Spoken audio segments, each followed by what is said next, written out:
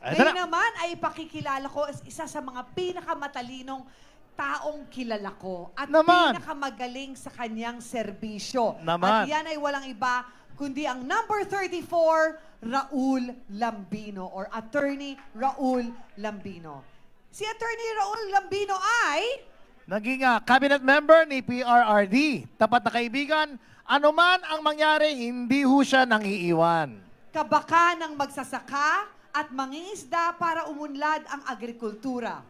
Kay Lambino, walang magugutom na Pilipino. No. He was the chairman of the Philippine Institute for International Economic Cooperation, chairman of the Philippine New Energy Group, and COO of the International Chamber of Commerce. He recently finished an executive program of AI or artificial intelligence, financial technology, digital economy, blockchain, and crypto at the MIT. MIT yan ang pinakamahirap pasukin na eskwelahan sa Amerika. Ito ay sa Massachusetts Institute of Technology. Ang katapat niyan, Harvard. Yan. Yes, at isa siyang cum laude sa law sa University of Pangasinan. Tunay na Ilocano at probinsyanong totoo. Okay? Abogado. At totoong may puso at malambing magserbisyo. Malambing o lambing, lambino, di ba? Kaya naman nilalambing natin, di ba? Numero 34 sa balota, ang kabaka ng bayan at lambing na natin sa Senado, Attorney Raul Lambino!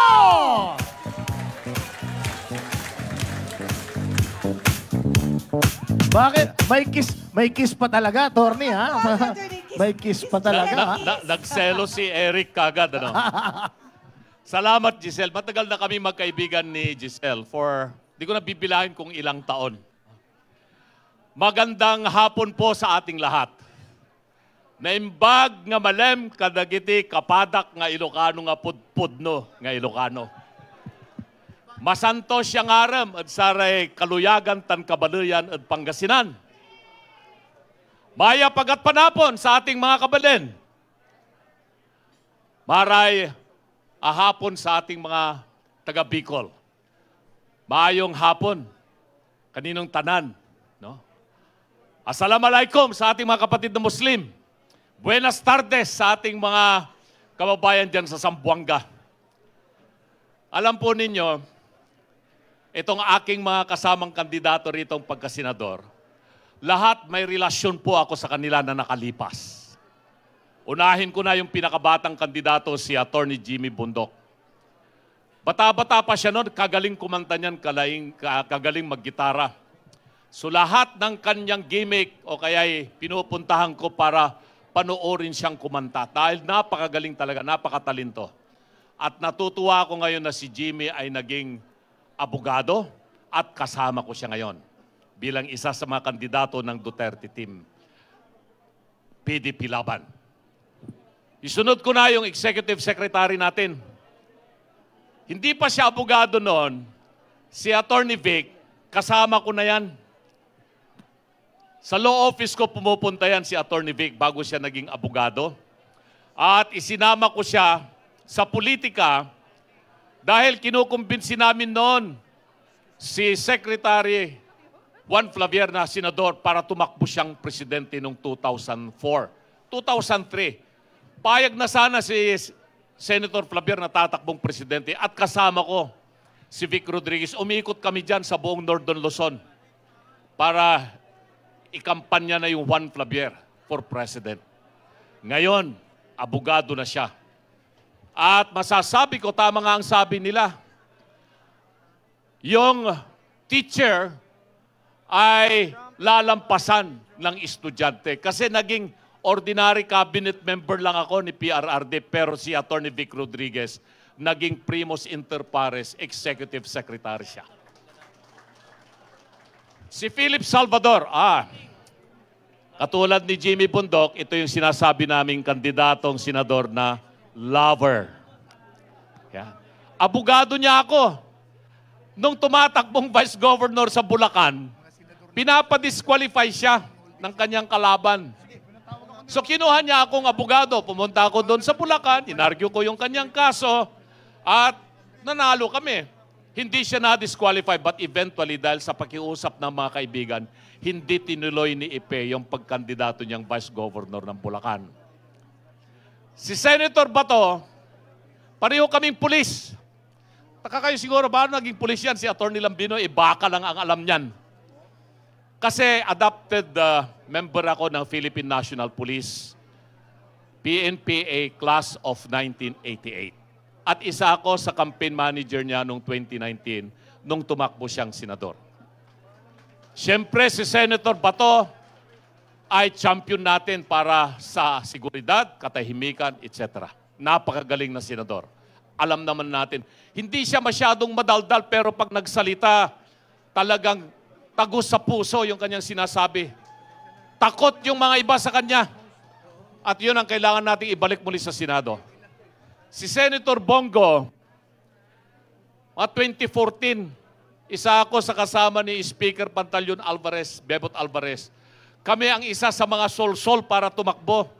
Si PRRD, ayaw talaga ni PRRD. Pero si Speaker Bebot, siya yung aming leader doon sa tinatawag naming Champs of Rudy Duterte. At si Senator Bongo, siya yung aming conduit doon kay PRRD. Hanggang makumbinsi namin. At si Senator Bongo, nasa ibang bansa ako eh. Tinawagan niya ako noong 2016. Sabi niya, Attorney, gusto ni PRRD maging administrator ka sa isang ahensya. Sabi ko, hindi ata ako nakahandang manilbihan sa gobyerno, masarap na yung buhay ko sa private sector. Pero mahirap tumanggi sa isang Bongo at lalong-lalo na kay Tatay Digong. Kaya ako tinanggap maging member ng cabinet at naging administrator po ako ng Cagayan Economic Zone Authority. Ganun po yung naging relasyon namin ni Senator Bongo. Pinakahuli, si Congressman Rodante Marcoleta. Pareho kami ng advokasya niyan. Pagsusulong reforma ng ating saligang batas. At gusto natin na talagang magkaroon ng pagbabago itong saligang batas na ito. Kasi since 1995, 30 years ago, inumpisahan ko na po yung advokasya na yan. Hanggang noong 2005-2006, ako yung nagsulong ng pagbabago ng saligang batas. Pumunta ako sa Korte Suprema, inargue ko yung kaso ron. Natalo lang ako ng isang boto na bago na sana itong 1987 Constitution na ito. Kasi bilang isang abogado, nagtuturo po ako ng political law and remedial law review. At lagi kong sinasabi na itong 1987 Constitution na ito, kung hindi magbabago, ang Pilipinas ay magiging isa sa pinakakurap na bansa sa buong mundo. Dahil itong 1987 Constitution ay nagbibigay sa mga mayayaman, mga elitista, mga oligarchs na kontrolin nila hindi lamang ng ekonomiya kung hindi pati politika. Sinabi ko noong 1995, itong mga oligarchs ngayon ay financier lamang. Silang nagbibigay ng pera sa mga politiko. Darating ang panahon, sila na mismo ang magiging politiko. At yan na nga ang nangyayari ngayon. Itong mga oligarchs, sila na rin ang politiko ngayon. So ano pa ang magiging kinabukasan ng Pilipino kung hindi natin babaguhin ito?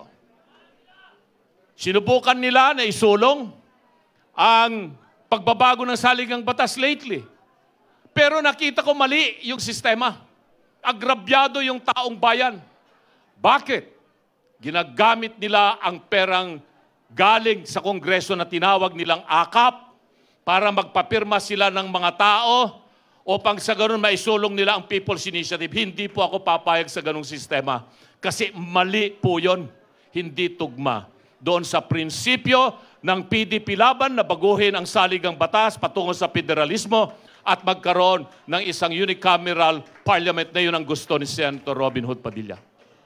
Kaya kasama ko yan, si Congressman Rodante Marcoleta, sa paglaban, pagreforma ng ating gobyerno. Panghuli si Pastor Apollo Kibuloy. Noong 2010, hindi rin po ako makatanggi. Bata pa ako noon. Imagine that, 2010, 15 years ago, malakas pa akong pumalo ng golf. Single handicap pa ako sa golf noon. Pinatakbo po akong senador noong 2010. Alam ko, napakahirap. Lalong mahirap kasi hindi popular yung nakaupong presidente noon. Negative yung kanyang trust rating, si President GMA. Pero tulad ng binanggit ni Giselle, ako po, isa sa karakter ko, masasabi ko, hindi po ako nang iiwan at ipaglalaban ang aking mga kaibigan. Tumakbo akong senador noon. Ang isa sa tumulong at nagbigay lakas sa akin na magpatuloy si Pastor Apollo Kibuloy. Dahil kahit alam niya pong mahirapan ako, hindi ako mananalo, inimbita po ako at nagpunta po ako sa KOJC sa Davao. Napunta pa ako sa Tamayong, nakailang beses po akong bumisita. At yung mga instruction sa lahat ng mga media outlets ng SMNI, KOJC sa buong Pilipinas, laging nandoon nakatutok po sa akin. Kaya maraming salamat, Pastor Apollo Kibuloy. So yan po yung relasyon ko sa mga 8 kandidato ng Team Duterte PDP Laban. Ano naman ang ginagawa ko dito ngayon? Ilocano ako. May sak nga Ilocano nga kandidato under Team Duterte PDP Laban. Ngamda kayo nga kabagyak, ilyak nga Ilocano. Amoyo no sinotipudpud no nga Ilocano. Diyay may nga, day ti puso nga nang nakatakder tata. Day ta mga ibagbaga nga Ilocano, handa nga mo agsaot Ilocano datatahang nga dimmakkel. Di tayan tayo Ilocos. Ano ngayon ang dahilan kung bakit po ako tumakbo? Dahil wala po sa aking panaginip, plano.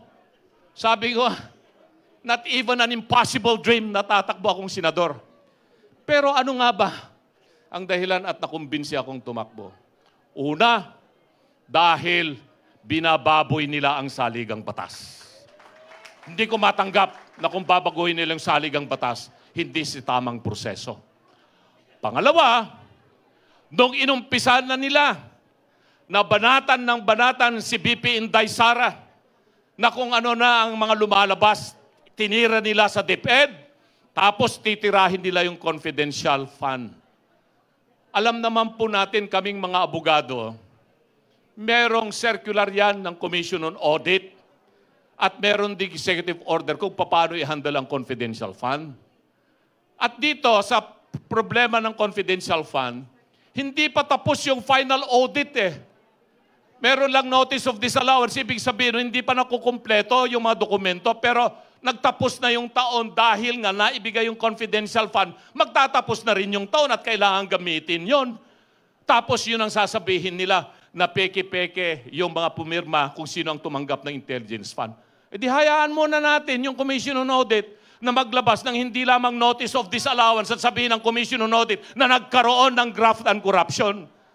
Wala pong ganon. Pero pag pinakinggan mo yung sinasabi ng mga nasa Quadcom, maliban lamang sa isang Congressman Marculeta na siya ang malakas at matatag nagdepensa, kitang-kita ko kung paano nila talagang winalangya yung hearing para lamang maisampa nila ang impeachment.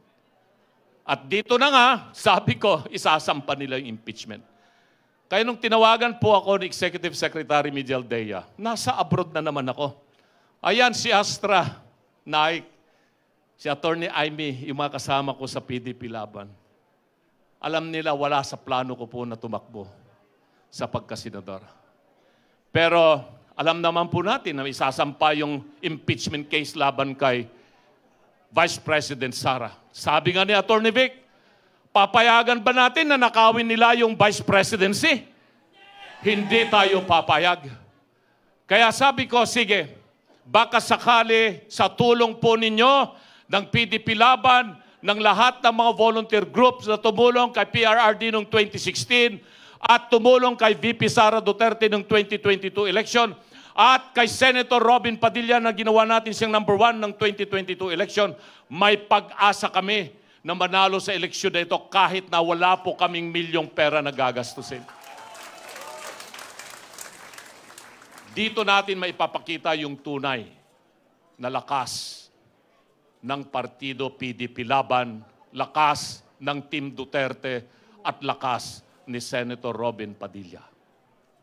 Mga kababayan, sabi ni Giselle kanina, kabaka ng mamamayang Pilipino. Ano ba ang ginagawa ko ngayon bilang isang abogado? Medyo semi-retired na po ako sa law practice. Pinobaya ko na po sa aking mga anak na mga abogada na at mga manugang na abogado. Ang ginagawa po ngayon ay isa po akong magsasaka. Nag-aalaga po ako ng mga baka. Alam po yan ni Kaipe Salvador. Alam po niya yan. At nagtatanim ng mga palay, mais, gulay, kung ano-ano. Mahigit 100 pamilya sa Pangasinan ang tinutulungan namin magkaroon ng hanap buhay sa pagsasaka. Tinuturuan namin sila ng tama. Dahil sa tingin ko, ang food security ang pinaka-importante sa lahat ng tao. Hindi ka magkakaroon ng magandang kalusugan kung ikaw ay gutom. Hindi ka magkakaroon ng magandang edukasyon, makakapag-aral kung ikaw ay gutom. Hindi ka rin magiging masaya kung ikaw ay gutom. Pero ang sitwasyon natin sa Pilipinas ngayon, malawak ang kagutuman. Hindi ako ang nagsasabi niyan. Mismo ang nagsasabi yung survey ng SWS, nakaranas ng mahigit 63% ng Filipino na sila ay nagugutom. At tumaas yung poverty index natin to more than 70%. Imagine that sa panahon lamang ng 2 taon pagkatapos ng termino ni Pangulong Duterte. At sa hirap na dinanas natin ng pandemic, bakit biglang sumalya at sumipa pataas ang kahirapan sa Pilipinas? Ano ang dahilan? Naniniwala ko ng dahil sa korupsyon. Sabi ni Attorney Jevie Hinlo. Ano ang mga korupsyon na nangyayari? Bakit mataas ang bilihin? Dahil yung mga produkto sa kanayunan, hindi makakarating sa syudad o kaya sa merkado. Dahil sira-sira yung mga daan, sira-sira yung mga tulay, nabubulok yung mga pagkain doon sa mga bulubundukin o sa mga bukirin sa iba't ibang panig ng probinsya. Bakit? Dahil sa korupsyon, hindi nila napagawa ng tama yung mga kalsada at mga tulay. Dahil din sa korupsyon, kaya maraming mga tao ang hindi na kayang bumili ng kanilang kagamitan. Ano ang inflation ngayon? Nasa about 5%, 6%. Tataas pa yan. Yung inflation na yan. At dahil dyan, mas maraming Pilipino ang magugutom at maghihirap. Kaya, ito na lamang po ang pag-asa ng Pilipino sa eleksyon na ito, na ang mga magiging susunod na senador ay meron silang pusong magserbisyo ng totoo. Sabi ni Atty. Vic kanina, sinasabi na bumili lamang kami, pinabibili lang kami ng suka, tapos tumakbo na kaming senador. Ibig sabihin nila, wala kaming tsansang mananalo sa eleksyon na ito kasi wala kaming pera. Hindi katulad nila, marami silang pera, bilyon na yung kanilang ginagastos sa political advertisements, sa TV, sa radio, sa newspaper, sa naglalakihang mga billboard, LED. LED. Yun po ang ibig nilang sabihin. Wala namang pera yung mga taga-PDP, paano mananalo na yan? Suka lamang ang pinabili, tumakbo ng senador. Ang sabi ko, sinagot ko sa vlog ko yung kahapon. Totoo po, inutusan po akong bumili ng suka, at bumili ako ng suka. Siniguro ko na talagang suka yung aking binili. Hindi po droga yung aking binili. Sabi ni Senator Bongo, tulad ni Ipe, maasim-asim ang kanyang amoy. Pero yung sukang binili ko, hindi lamang po maasim. Ito ay mabango, malinamnam, masarap. Bakit? Dahil sukang Iloko ang aking binili. At kami ngayon sa PDP Laban, may asim po kami na magserbisyo ng tama para sa Pilipino. Kaya wag po nilang maliliitin na kami ay bumibili lamang ng suka. Dahil yung suka na nabili namin ay maasim at iyon ang asim na gagamitin natin para malinis ang mga tanso, at malinis ang mga piking ginto, at malinis yung droga sa Pilipinas. Di ba masarap sabihin? Tumatawa si Mayor Mike Rama, yung aking boss. At si Manong Sid Lapenya, nakita ko rito, kababayan ko yan sa Pangasinan, Manong Sid. At syempre, bago ako magtapos, may mga grupo po akong nais batiin. Maliban sa lahat ng mga party list groups na nandito, nabati ko na po si Speaker Bebot Alvarez. Batiin ko rin po yung aking mga kapatid sa Philippine Eagles. Maraming Eagles sa inyo. Mabuhay po kayo. Yung aking mga kapatid sa aking fraternity na Alpha Phi Omega na pinamumunuan ni Secretary Mamao at si Secretary Bebot Bello at saka si Astra Naik at saka lahat ng mga nandiyan. Mga 20 yung kumamay ng kaliwa sa akin. Sabi, bakit mo kinakamayan ng kaliwa yan? Di ba, komunista lang kumakawin ng ganon? Hindi, dahil yun po yung pagkamayan. At saka yung PDP Laban, originally, kaliwa. At syempre, yung mga Ilocano at Pangasinan na talagang nagbiyahe sila galing ng Ilocos, Isabela, Cagayan, at iba-ibang lugar na nandito. Itaas nga ninyo yung kamay, mga Ilocanong katulad ko. Dahil kapatak namang mga antibugong kan rabong. Anyakit din ay na nagtangkan, dahi tadilayon niya. Anawat, sudila. Yan ang tunay na Ilocano. No? Hindi yung sasabihin nila na ang Ilocano ay sila lang. Mas marami kami ngayon sa Ilocos. Gising na po kami sa katotohanan. Dahil marami sila, ang dami. At siyempre yung grupo ng mga veterano. Malapit sa amin ni Senator Bato at ni Senator Bongo ang mga veterano, ang mga militar. Kaming dalawa ni Senator Bongo ay adopted classmate ng Class 92 ng Philippine Military Academy. Kaya pagkatapos po nito, aakyat na po ako sa Baguio at makikiusap sa aking mga kaibigan ng mga sundalo na graduate ng Philippine Military Academy. Pero, meron po silang hinihingi sa akin. Sabi nila, Ms. Tabok, pag nanalo kang senador, kayo ni Senator Bato, Senator Bongo, sana maisulong nyo yung batas na magpapalakas sa aming mga veterano. At dahil po dyan, isa sa batas na aking pinag-aaralan at idudulog sa Senado, kung ako man ay pala rin magiging principal author ako, kung hindi man siguradong mananalo si Senator Bato at saka si Senator Bongo, ang pagtatatag ng Department of Veterans Affairs. Kasi hindi naasikaso yung mga veterano. Ang mga veterano ay nasa under lamang po ng PIVAW, isang opisina lamang po yan ng Department of National Defense. Pero mga veterano, hindi lamang po yung mga lumaban sa gera.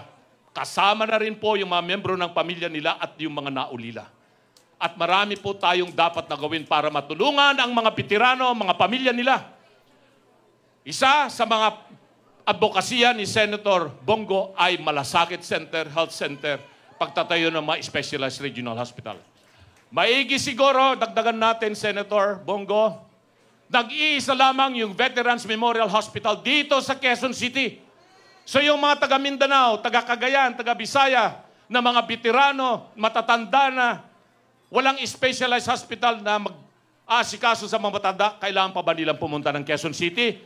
Ang gusto natin, magkaroon ng regional hospital exclusive for the veterans and the elderly in all regions of the country. And that can be done only with the help of people who really love the military, the servicemen, the uniformed services, and their beneficiaries. Senator Bongo, Senator Bato, the whole PDP Laban members, isama nyo na rin po ang inyong kabaka, Attorney Raul Lambino. Isa lamang po yung pangako ko sa inyo. Maninilbihan po tayo na tapat sa Diyos, tapat sa bayan, tapat sa mamamayan, tapat sa tao, tapat sa ating pamilya. Dahil dito, wala pa akong campaign manager. Nadaanan ko yung aking idolo. Matagal na, katulad ni Eric. Idolo din niya yon. Si Ma'am Vivian Velez. Pwede ba, Ma'am Vivian, ikaw yung aking magiging campaign manager? Yan, muna siya. Yan, Ayan, mga kabaka, mga Pilipino. Kanina, tinanong ko si Attorney Bundok, kumanta ka na ba? Hindi pa eh. Tinanong ko si Senator Bato. Sabi ko, partner, kumanta ka na ba? Kasi Senator Bato, ang galing kumanta niya. Narinig niyo bang kumanta yan, Senator Bato? Oh. Pero mamaya, kung wala nang magsasalita kasi andyan pa ang aking kaibigan, si Ipe, Mr. Epektibo, siguro pag wala pa si PRRD at walang entertainer dito, maliban si Giselle, ay pwede kami ni Senator Bato na mag-entertain sa inyo. Maraming salamat! Mabuhay ang PDP Laban! Mabuhay si PRRD! Mabuhay si Vice President Inday Sara! Mabuhay ang mamamayang Pilipino. Salamat po. Number 34, Attorney Raul Lambino! Mabuhay kayo! Mabuhay po kayo. Salamat sa pagiging matapat. Ayan. Yes. Ano number ni... Tanungin nga natin kung talaga nakikinig ang mga kasama natin dito. Yes. Anong number ni Attorney Raul Lambino? Very good. Importante kasi yung alam nila yung numero. Siya lang ang nag-iisang Ilocano dito sa slate natin sa Team Duterte. Yan. At